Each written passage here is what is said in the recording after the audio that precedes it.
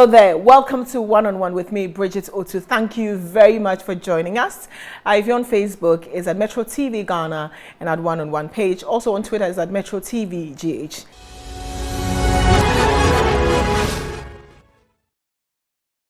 Galamsey. That's our focal point for tonight.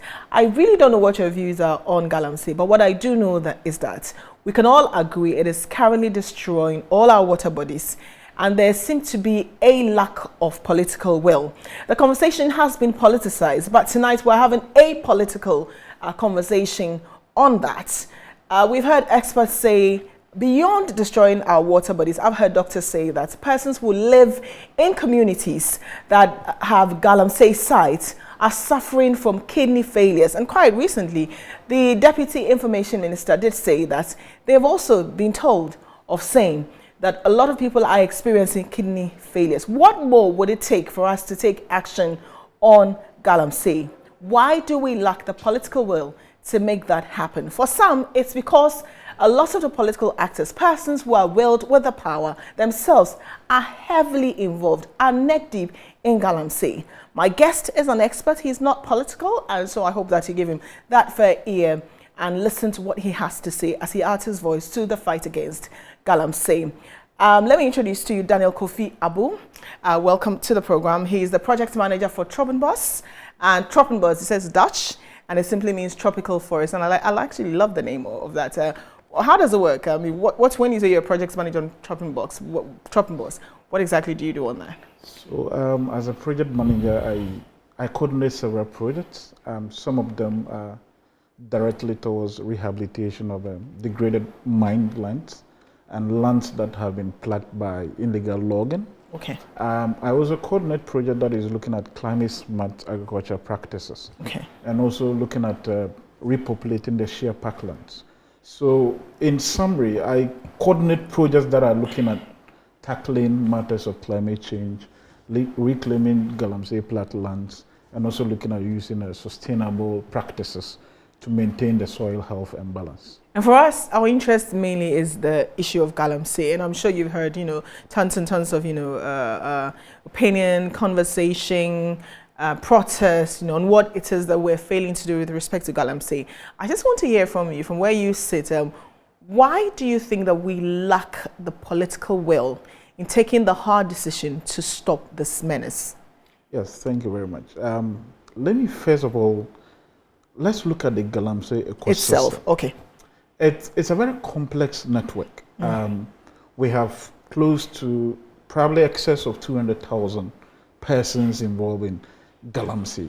And these are persons involved in direct, and we have as many as 3 million families whose livelihood depends on Galamsey. So it's a complex network. At the chain of the value, at the apex level, there are a lot of people with vexed interests. And these are persons that export these minerals out of the country. And the most interesting thing is that for the past 2 years, we have exported excess of $10 billion worth of gold. And government only received $3 billion. It means that almost 70% of all proceeds from Galamsey are exported out of the country illegally. That should cause a worry for the government. And remember that Galamsey and its associated cost 11% of our GDP. That translates to $7.2 billion. And that is significant. So as a government, stopping Galamsey should be a priority. Because the amount of money that we are losing for our inaction is too much compared to how much it is contributing towards livelihood. Now, the reason why past effort haven't worked, it's very simple. The will. We are concentrated at the smaller fishes. We are looking at persons that are washing the champagnes and being marked 50 cedis a day, then leaving the bigger fishes. You and I cannot buy an excavator for $1 million Ghana cedis. Who are those people that are importing these excavators? We know them. They are with us. Until we start rooting and start tackling the major problems and stop tackling these smaller fishes, those guys don't solve the problems. And in addition to some of this, and there are several institutional weaknesses. Institutions that have been mandated to carry out these task of reducing this Galamsey menace are themselves involved, neck deep involved. Beyond this, the hopelessness. You have a lot of youth. So I want to. Sorry. We'll come to that. But I want to take you back to the beginning of the statements you make about the losses that we incur.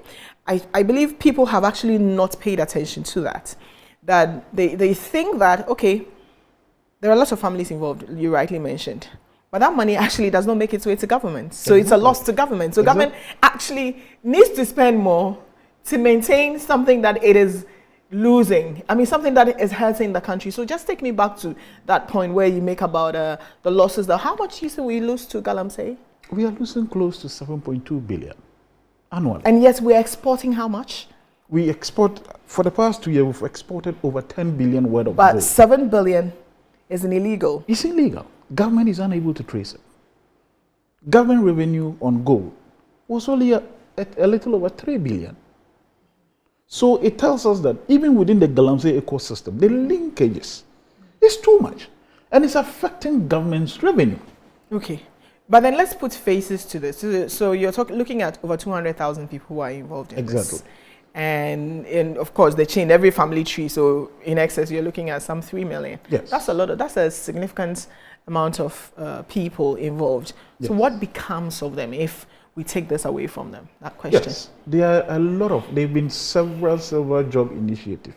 And our approach, what we have been preaching from day one is that we can transition our economy from just being numbers to green growth. Okay. Green growth itself creates a lot of job opportunities. Explain that. Let's look at Atiwa. Okay. We have done extensive studies in Atiwa. Okay. And we have identified just 3 green pathways. When we talk about 3 green pathways, these are jobs that take care of the environment. And one of them is ecotourism. Ecotourism alone, based on the analysis that we've done, can generate government 1.2 billion annually. Okay.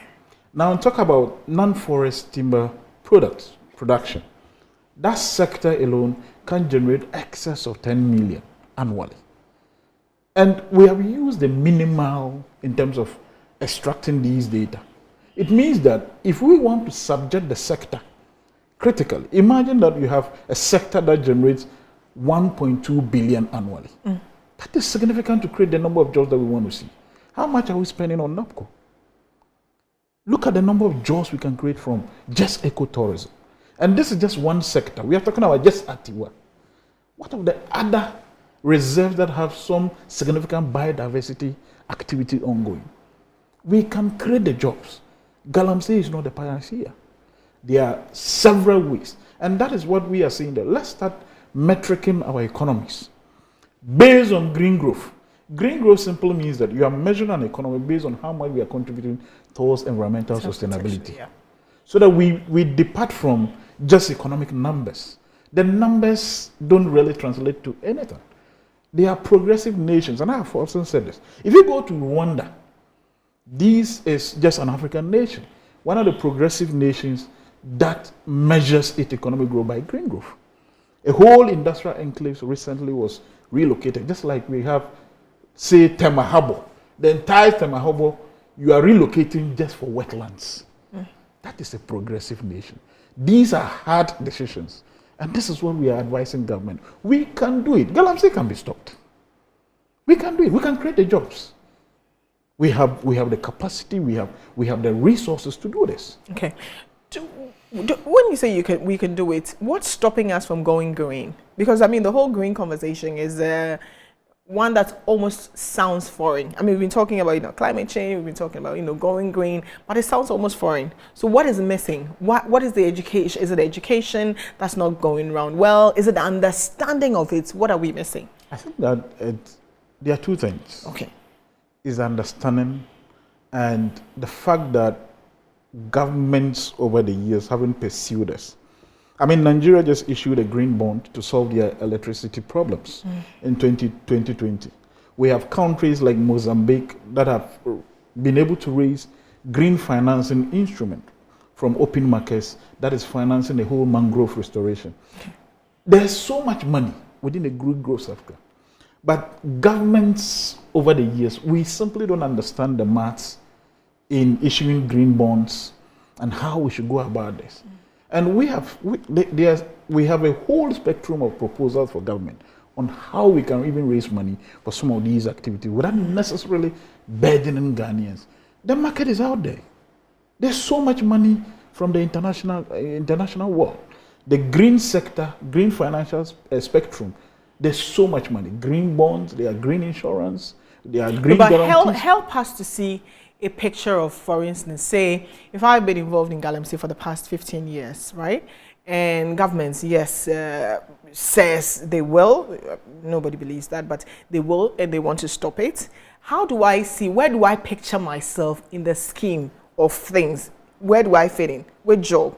In the green space? So that I am convinced that my 15 years dedication in Galamsey, giving it up will be where this green. Where do I, so show me where I fit in. So some of the jobs will be lost. That's a reality. It's a painful decision.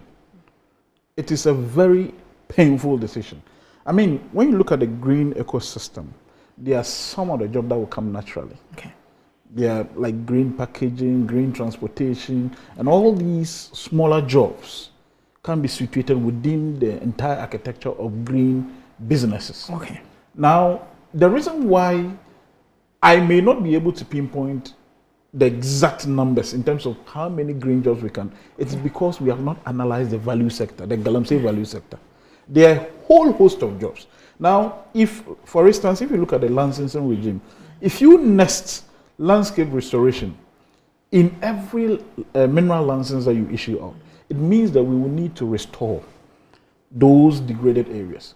And mind you, a 1 acre of land that has been degraded, it will cost us excess of $60,000 just to reclaim one degraded land. We are going to require trees. People that will go into nurseries will normally sell to these licenses, these small scale operators. Right. And because of that, it is going to generate local employment. These are persons that are already involved in farming. If you ask them to go into tree nursery, they would gladly go into it. And these are some of the green jobs that we are talking about. So that you don't entirely scrap the Galamsey subsector, but you are adding some bit of sustainability. I'm particularly interested in this question because for a lot of people who they say, I don't need any kind of education to be able to do the Galamsey I'm doing. And it sounds as though the green will be the preserve or the reserve for educated people, for a degree holder. Is that what it is? Is that what the reality is? That cannot be true. I mean, raising trees is as easy as anything. You can do nurseries, and that depends upon how government wants to shift in terms of its balances, in terms of the licensing regime. If we analyze the entire value chain of Galamsey, there are several jobs that we can get out of it. And broadly, we think that if you look at cultivation of non-forest timber products, a lot of this country, India and Brazil, they are exporting a lot of what we call the golden flower that is being used for decoration and here and there.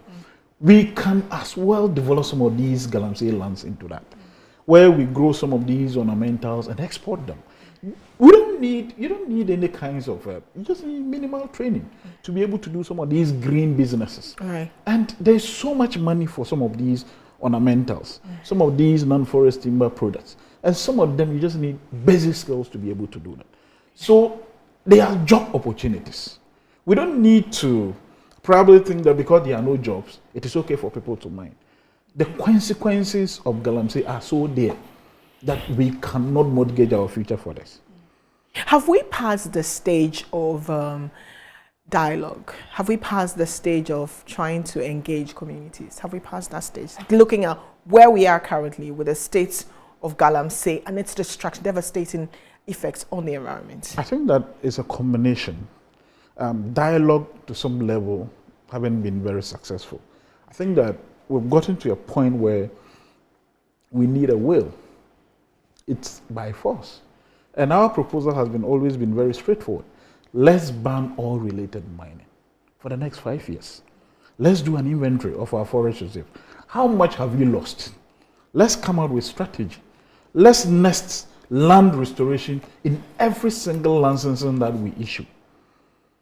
And let's create buffers, tree growers association in every community. Look, they can excavate the soil, they'll reclaim it. At the end of it, we still have greening ongoing. Until we start doing some of these things and create an ecosystem of jobs so that people don't normally will depend upon Galamsey. Go to the sites. It's so pathetic. You have women with babies carrying soil from distances. I mean, it's so pathetic. We can't allow this thing to fester. We ought to get to a limit. And where we've gotten to, it need progressive action. We need to take progressive, and it is now. We don't have time.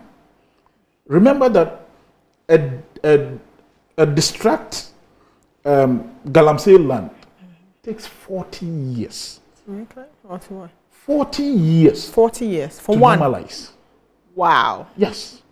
If a land is devastated, you use all those cyanide for it to support agriculture production. It will take 40 years. Do we want to mortgage our future for this? Look at the numbers. To reclaim just an acre of land, excess of 60,000, and that is even 900 millimeters depth. And if you look at the gullies that we are creating, it means that it will cost us more. Is government waiting for us to get to a point where we don't have resources to reclaim some of these lands? The research that we have done in Amancia West indicate that even plantain, we took sample of plantain to do some tests. Yeah. Some of them contain as much as 1,000% of cyanide concentration. Cyanide. Do you want to eat that? Wow. Cyanide is very poisonous if you don't know what it is. It's, we are getting to a point where things are out of hand. We are in a very serious crisis. So how do you feel when, I think there was a farmer, there have been two stories from that place, I must say. The first one, he simply said that persons came in, wanted his land, and they gave him 30,000. He gladly gave part of his farmland to them for 30,000. And out of the 30,000, he's been able to build a house, of which he's happy because in 20 years of farming, he was never able to make that money. And so he gave them that. How do you feel about hearing something like that? I was very sad, but that is the reality. We have several numbers across the Western North, the Amancia West. We have several of those. The challenge is that we keep on. Look, government has done enough. Let me be very sincere. Government has done enough through a lot of cocoa support schemes, but it is not enough. But it's not. It doesn't even look as though it gets to the farmers. The farmers are literally left with crumbs. They don't get anything. I mean, this is somebody who's farmed for 20 years and has never seen 30,000 cedis before. And so, to him, bringing 30,000 to just destroy just part of his land is like, it really is nothing. Yes, but the consequences are there. How do you make him see the consequences of his actions? Of course, through advocacy. We continue to talk to these farmers. And look, I sometimes apportion some of the blame to government. In 2020, government and the government of Ghana and Ivory Coast did agree to sort of contribute towards a living wage for farmers. Okay. That for every ton we're going to contribute around $400 towards that. We have not been able to implement that 2 years down the line. So cocoa farmers, their incomes are worsening. Now, let me use the Amancia Central for one. The research that we have done, that for the past decades, about 49% of cocoa lands have been converted to mining. It means that people are departing. They are destroying the cocoa for mining. And that is serious. And our position and our prediction is that in the next couple of years, Ghana will be losing the second position. Because Ecuador, which is third, is ramping up. Nigeria and Cameroon, they are all ramping up cocoa production. Ivory Coast is sealing over 2.2 million. Ghana used to be over Ivory Coast. Today we are talking about 822,000. We cannot, look, the numbers are falling. We need to start acting. And it should be now. We don't have time. Okay. And it sounds so, dire when you talk about the fact that for you to even reclaim a land, you're looking at 40 years for it to be used for agricultural purposes. That's 40 years. Are they aware? And for your group, when you go out, what kind of programs or what form does this kind of education take for them to appreciate like where we are and how much of an SOS situation we are in and we should take action? So what we've done is, thanks to one of our researchers, Dr. Nuno, what we've done is to do some demonstrations. We have reclaimed the whole lands in the Amancia area. And we have planted some crops. In some areas we planted trees.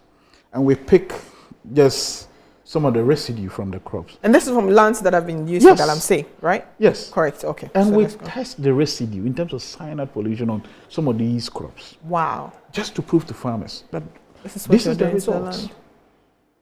That is why you keep on falling sick. You have increased cases of cancer.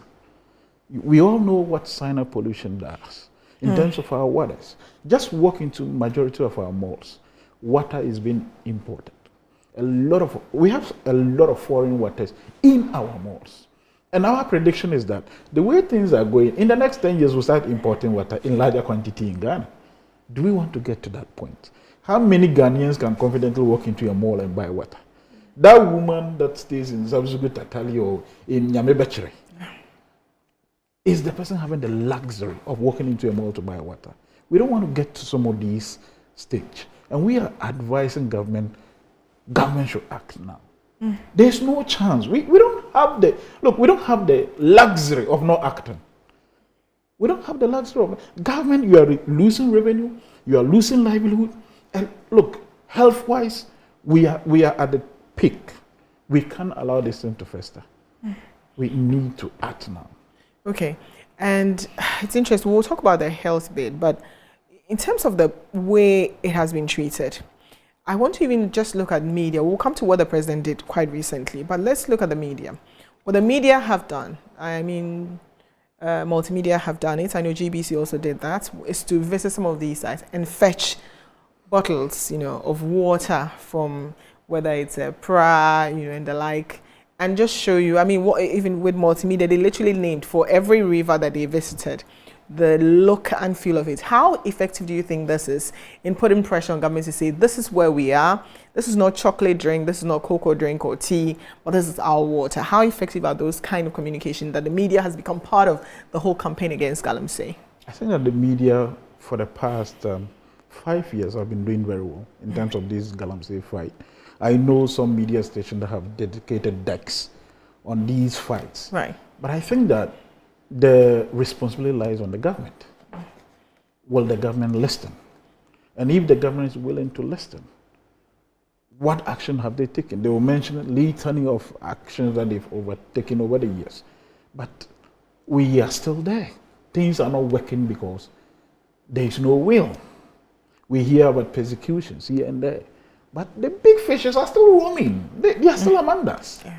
The media can do all the trumpeting. How long can the media continue to do this? You don't have the will. You only say them as they are. But the responsibility is on people that we have entrusted authority to act. And if they are not acting, this is where we are.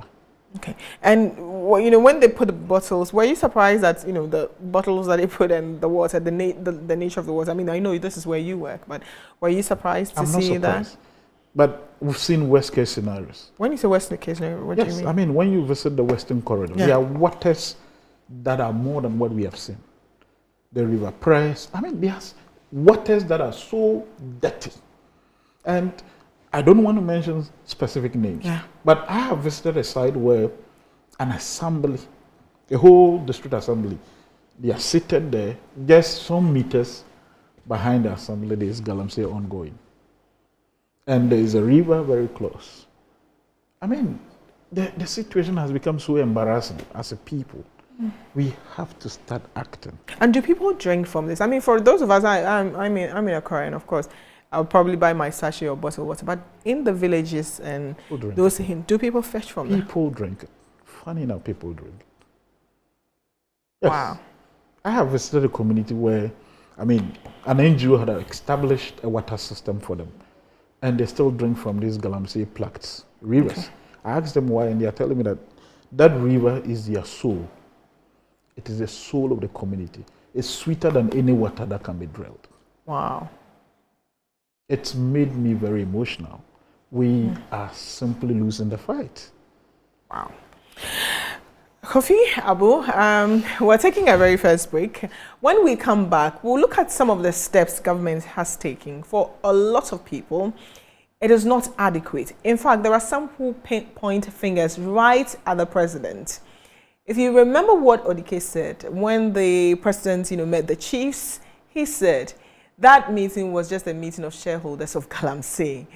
It made people laugh, but there are some who say there's real truth in that statement that persons in the room are actively involved, or at least they are aware and know which people are involved. So what would it take to get real action behind fighting Galamsey?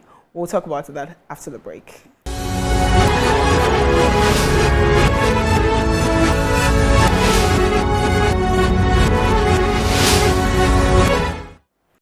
Welcome back to One on One. Our conversation is very simple on Galamsey and what it would take to see real action beyond the rhetoric, beyond the talks, beyond the meetings, to get our water bodies and our land, especially, back to where it is and where we're losing lives, where persons, young people are contracting kidney diseases, young people are dying, and it's shocking that as of this moment we don't see it as an emergency. We only talk about it as an emergency, but on the ground there's very little action. And we have the project manager for company name, I keep forgetting. Trobenpos. So we have the project manager for Trobenpos with us in the studio, Daniel Kofi Abu on it.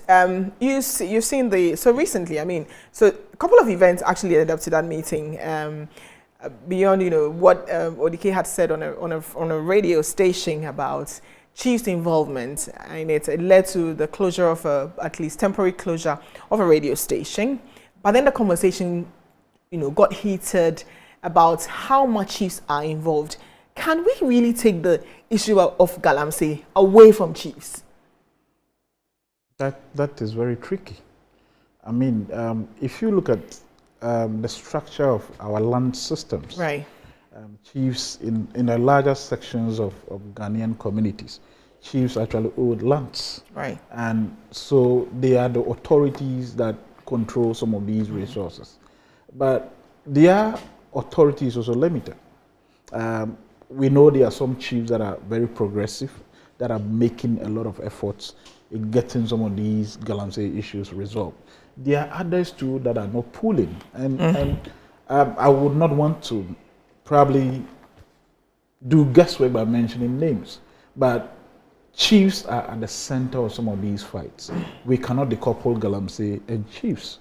A lot of them are neck deep in the mining. Right. And to solve this, you see, when you look at the Galamsey ecosystem, we have mining companies itself. We have the environment, we have government, and you can look at government and chiefs, and we have economics. So the entire ecosystem of Galamsey should be reviewed. Let's look at it critically. Let's start reflecting as a people. Is that the way we want to go? Do we want to just sit there and look at it as business as usual, or we want to take matters up? I think that we are wasting time on this top shop.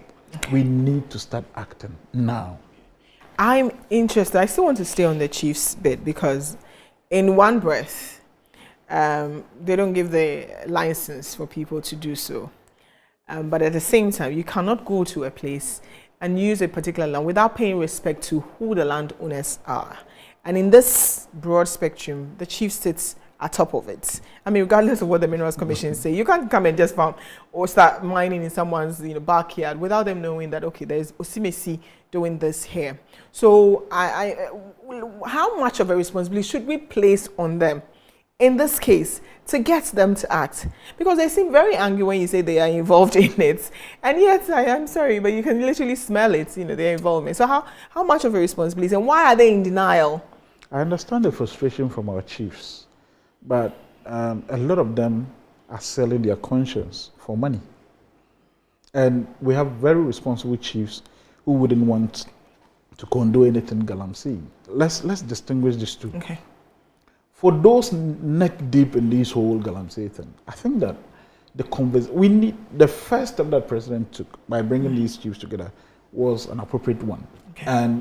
But we should go beyond that. And going beyond that, we have to look at the licensing regimes. You have persons with prospecting license that goes to do actual mining. You have people who do not have leases, but they are doing mining. And the laws are very clear in terms of foreigners. The quantum of investment that this guy should have before even venturing into mining. It should be a minimum of 500,000. How many of these foreigners have those kinds of money? And when they are doing partnership, it should be between 200,000. When they are partnering a Ghanaian firm, how many of these people are doing that? Okay. We have people, Ghanaians fronting and taking permit and selling it to foreigners. So the whole ecosystem is a bit difficult. We need to start addressing some of these systemic issues. We know people we have entrusted with these responsibilities. Until we start plucking some of these people and start reviewing some of their actions. Look, the chiefs sometimes are very powerless. You have an individual who just walk into the community, have been granted a permit to come and explore this particular reserve. Right. And the chief doesn't issue permits. Sure. But though sometimes they are very complacent when it comes to these matters. Because when the person is given license, they sometimes will go to the chief and do the needful. So we need to understand some of this. We need to understand some of these balance. Right. We are in a very difficult situation. So within the whole Galamsey architecture, let's start reviewing each actor and get solutions for these complex structure. Okay. What about, you've already mentioned, whether it's Minerals Commission, the EPA and whatnot. But I want you to separate them. So I've talked about the chiefs, but I want to talk about the person who goes to get the license and the issue of that license. Why do they keep giving it out if it's destroying the land? Why? I think that if you look at the amount people pay to get license, and there are a lot of Goro boys involved in this whole licensing regime. There's evidence that people are fronting for others. The whole licensing regime should be thrown away. We should. That is why we are very direct. Let's ban all sort of mining for the next 5 years. Okay. Let's review some of these. Look, we have beautiful LIs.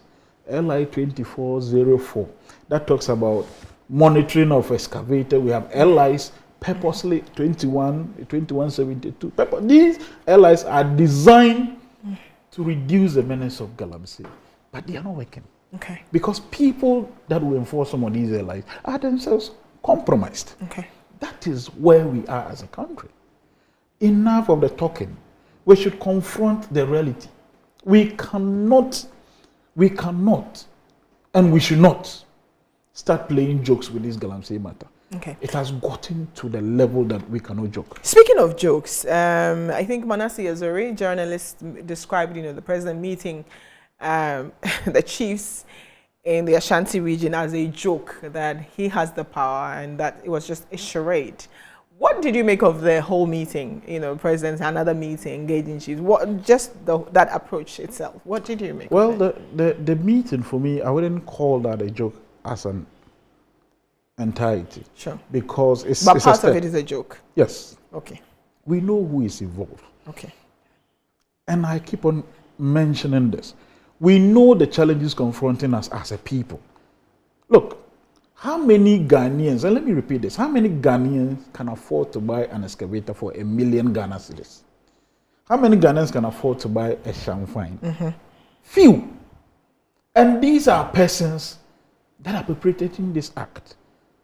Mm-hmm. At the apex, they are people with power. People with power who are benefiting from this whole Galamsey architecture. And they wouldn't want to. Look, you are talking about people's livelihood. Mm-hmm. You are talking about somebody building probably $1 million every week. And you want to take that source of livelihood for the person? This is a serious problem. And look, government ought to be bold. Let's admit it. We have failed. But how will government be bold if they are accused of being part of it? I mean, there was a scandal that came out, involving in fact, even today, there was a new one that, well, not new one, but an updated, version of Charles Bisu's involvement, and party hiastica, so persons in the party, the current, government's party, were thrown in just, we need money, so everybody go do Galamsey. The issue of Wuntumi and the forest, So how are they going to do that if they themselves are beneficiaries of the harm that this Galamsey is causing us? And that is the irony. This is where it becomes very, very sickening that we are preaching on one bread, we are preaching stop Galamsey, on another bread, our own people are perpetrating this act. We ought to be serious. We are not attaching seriousness to this Galamsey issue. It's because the elite, they are failing to see some of these things. Look, who are failing? When you say the elite are failing, yeah. People that have been entrusted with power. Let me look. The minister, the sector minister, is doing well. Yeah. I happen to have grown up in his constituency, so I know him on some level. Who, natural resource? The natural resource minister. Okay, he's a good guy, but he's confronted with realities, and I think that he ought to look beyond. His people are failing him. They are people of power that are failing him. And they know it. He knows it. Let the law act. We have all these beautiful... Look, when we came out with the new legislation on Galamsey, how many people have been persecuted? Maybe you are in the media. Tell me, how many people have been persecuted? I have no idea. Zero. No idea. So are we serious as a nation? You think that people, over the 200,000 people, are they not culprits? Are they not violating the law? You talk and they tell you to bring evidence. What evidence do you want? Look, we are wasting time as a country. We have mortgaged our destiny. How much more forest can we destroy? Look at crop yields. Everything is failing. Look at health. The implications are very there. Look at our waters. Cocoa production is shrinking. In mining plagued areas, it's shrinking. In the Amancia West that we did our case study, excess of 12,000 hectares of cocoa land have been taken over by mines. That's just one district. Out of the others, there's no time to joke with this issue. It's a serious matter. But then if that approach of having to engage chiefs, right, is seen as a joke and really nothing has come up out of it, we haven't seen any drastic or the president has not issued any LI to say, okay, from this day nobody's going to do, nothing has come out of it, then it simply means that we are still joking with it. That's just what it means, that we're not serious with it. We're a joke. Correct? You're right. We are still joking with the matter. It's because some of our leaders are failing to know the severity of these matters. So if you put the politics as, if I even take the politics, why can't the institutions themselves work? Why aren't they? Because you mentioned that we're going after these boys who are paid maybe 50 cedis per day. They are just on site. But then the person who buys the excavator, the person investing $1 million in the machines, is sitting there, is dining with the politicians, and we're not going after them. Yes, that is the issue. We know the perpetrators. Mm-hmm. And for us, from the point of NGOs, we will continue to advocate. We'll continue to talk to government that the solution. The solution, look, there's a whole secretariat that has been created for land restoration. And that this government is $100 million from the World Bank. Yeah. But, $100 million for reclamation is just a dot. Mm-hmm. That money will sink within the pool of challenges that we have. Look, we should be serious. The problem is with us. We know the solutions. We have proposed several solutions to government. We've done case studies of how even certain strategic reserves like Atiwa can be transformed into a hub of ecotourism. And the numbers are very significant. We continue to dialogue with the government. Let's start acting right. We don't have time. Imagine a Galamsey plaque land taking 40 years to get to its optimal level for production. How many years do I have to live? How many years do I have to live? What do you see happening with Chairman Untumi when he says that, the land has been gazetted to him? I mean, and you hear such, rhetoric, well, not rhetoric, but really bold statements from him saying that, look, there's really nothing you can do. I'm there to protect the forest. It's been gazetted to me.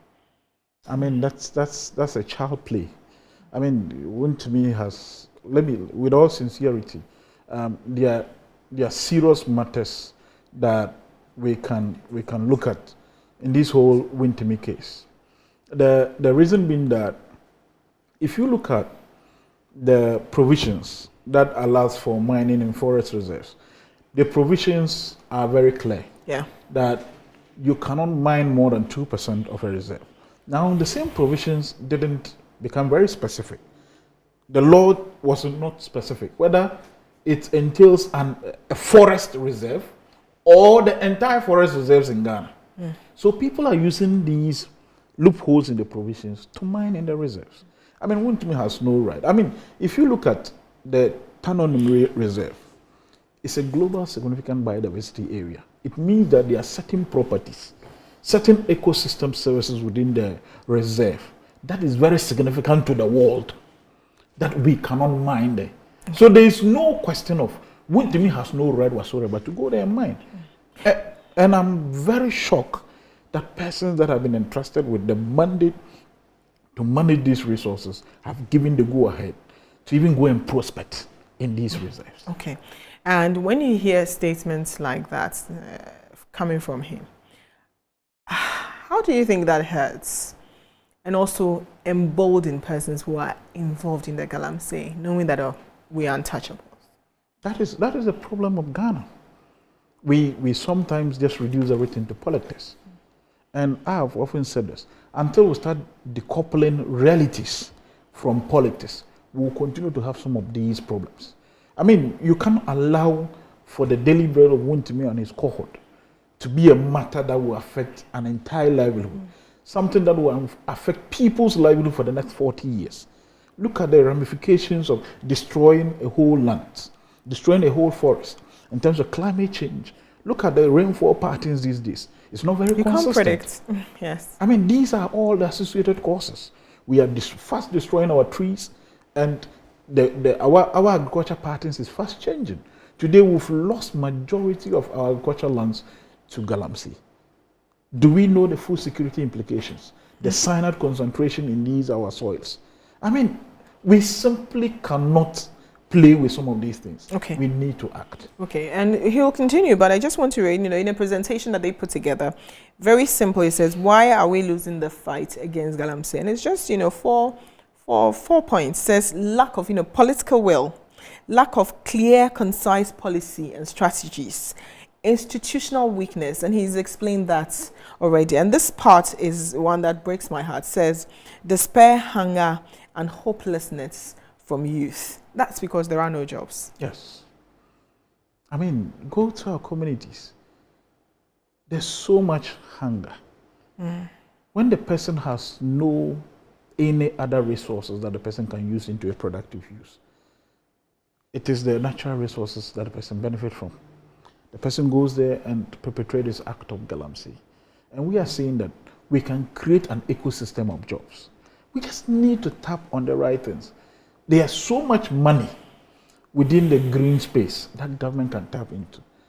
There are nations right now we can issue normal bond, but we can do with green bonds. But there are two ways to look at this youth unemployment thing. Now, in one breath, the actors of this Galamsey, and I mean those at the very top, who are the investors, buying the machines, right? They are employing these youth, and they tell them that they want to take your jobs away from you. They are trying to take your jobs away from you. So then there's anger from the youth against government or against anyone who attempts to stop or cut down this illegal Galamsey thing. So what should be the approach to them? Because they literally, you have your hand in somebody who's feeding you, but then the reality is that he's feeding you, but then he's destroying our land. So it's the blame would simply go to the government. It is about government's inability to generate the necessary jobs.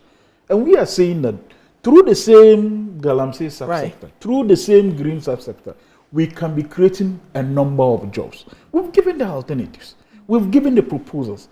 I can talk about the numbers on another platform. I can talk about the numbers. I can come and give you the breakdown in terms of ecotourism, in terms of landscape emission programs that can generate significant number of jobs. And we believe that, look, that approach that is being used by certain individuals to blackmail us as Ghanaians ought to stop. We can't mortgage our forest reserve. We can't mortgage the benefit of few. We are talking about just 3 million. Ghana, we are over 30. We are over 30 million. Let's look at the entirety of Ghana. Are we willing to mortgage the interest of this 3 million just to lose the entire livelihood sector? Look at agriculture figures, the numbers are falling. We are becoming food insecure. And significantly, the research that we conducted, some of the communities are telling us that they are now food insecure. In fact, but what was the purpose of the research? Yes, we wanted to establish whether indeed Galamsey is leading to a lot of food insecurity matters. And we wanted to also establish whether cyanide concentration over these areas are indeed very serious. Right. Now, the most interesting thing is that about 83% of the people are saying that they are now food insecure. Even after selling their land for Galamsey, they don't have food to eat. 79% of them are talking about they eating food that they don't even want to eat. Because Galamsey has altered their food systems. Because that plantain they used to plant no longer strive in the Galamsey plantlands. These are serious matters. Wow. Again, on the presentation that you presented here, says implications of Galamsey River. He's just talked about food insecurity and food security implications. For instance, says that plunged land will take approximately 40 years, and he's mentioned that 40 years to regain its strength. In other words, if you even plant something there, you are not going to get it. It will die.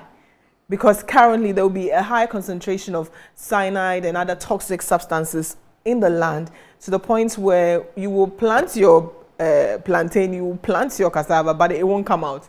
It would simply destroy. That's basically what you're saying. Even if it comes out, it is cyanide. It's still, cyanide concentrated. Toxic. And it's not fit for consumption. So you'll be eating and you'll be dying. You'll be literally poisoning your own self. Exactly. That's just what it means. Droughts, climate change and consequences, mercury and other chemicals we've talked about that die and has dire health implications that includes, caries and other serious water disease. And we talk about the issue of kidney failures, and it's such an expensive. If anybody tell you that they have renal or kidney failure, and you see people raising funds for them to support, it's because it's an expensive disease. Why do we want to get there before we take action? And the fact that government loses about 11% of its GDP to environmental degradation, that's about $7 billion annually. And the figures are so shocking, and yet the solution is very simple. Very, very simple. That's you ban all related mining activities for the next 5 years. 5 years. Yes. Ban all mining related activity, because its implications is that. And let's take an inventory of the state of forest reserves, develop a complete strategy to nest. But one would say that all of these things will cost money. Yes, it will cost us money. So we stop it and look for money from where to conduct this, develop this, to make this happen. So where would we get the money from? Averagely, government is making about $3 billion from the gold subsector. Right. That constitutes about 8% of our GDP. Right. Now, somebody will say, if government is stopping Galamsey, it's going to cost government around 8%. Right. Now, if you look at the entirety of the Galamsey subsector, I'm telling you, it's a $10 billion industry. And government is only able to track just $3 billion. It means that, in effect, government is currently losing around $7 billion. So if you tackle these loopholes, if you stop and do a proper inventory and put out the right structures, government could, in the long term, be making a lot of money from the mining subsector than currently is making. And that is our advice. You can't mortgage. Look, you can't look at the short-term benefits as a solution. The short-term, $3 billion annually, but government could be making $10 billion. So why don't we cut off the short-term benefit and look at the long-term? The consequences are very there. And I just said that. To reclaim just 1 acre of a land, it will cost excess of $60,000. Right. Dollars, yes. And that is even 900 millimeter debt. If it is beyond the 900 millimeter debt, that is so much money. Can't government start acting now than looking at future investment that will seek to reclaim some of these lands? Wow. Interesting. And finally, for your company and the work that you do, how much of support do you get from government? Do you collaborate with government? How have their response been to your research? Yes, government is always a friend. We have worked collaboratively with government over the years, and most of these research are at the available. Yes, yeah. They are available. We have invited government anytime we are doing validation of some of these findings, and sometimes we bring government designated officers to represent and come and talk about certain matters when we are doing a public forum that seeks to either endorse some of these figures that we are churning out. And we are always open to working with government, because government cannot do it alone. We believe government cannot do it alone. And that is why some of us as institutions, as organizations within the CSO space, we are advising government. We are partners. We are not attacking government. We are partners. We want to address some of these terminal problems because of the consequences. So for us, we are always open. We have had numerous dialogue with government, and we keep on telling government these are the solutions. If you want to know how we can solve them, if we propose a solution, you want to know how, we are available for discussion, and we are always open. Okay. And so when the president makes a statement like, I'll put my presidency on the line, and comes back to say, well, that statement I made is still true and still stands. For persons who see it as a joke, what would you tell the president for it not to sound like a joke every time he makes that statement? I think that we need action. And the action rests with him, not with anybody, but with him. Yes, with him. And it's like the buck stops with him. That's basically what we are saying. And I get hurt when government functionaries keep on telling us, bring evidence. I don't know how much evidence we need in this country. The evidence are all over us. We know it. We should stop playing the ostrich game. We know people who are involved in this Galamsey thing. And let's address it once and for all. Let's save this beautiful country. Ghana belongs to all of us. We can't mortgage our short-term benefits. Okay. Daniel Kofi Abu, project manager, Trobenpos, Ghana. It simply means tropical forest. Thank you very much for coming in and having such a healthy conversation on Galamsey. I hope that the powers that be listen and action will be taken. And I hope you took notes as well. And for those of you who are watching, if you have family members who are involved, I hope you think about the health implications of this on them. And also the fact that they would literally be food insecure, in a few years' time. And whatever they plant on that soil that the Galamsey was done, everything that comes out of it is poisonous and could be killing you. And especially if you find yourself in those villages and you're dying of so-called mysterious disease, you start blaming witches and wizards. It's not witches and wizards, it's your actions, the Galamsey that you're doing on your land, that you're experiencing unexplained deaths because you don't even have the scientists, the medical expertise or professionals to tell you exactly what's going on. It could be Galamsey. My name is Bridget Osu. Thank you very much for joining us on 101. See you next week.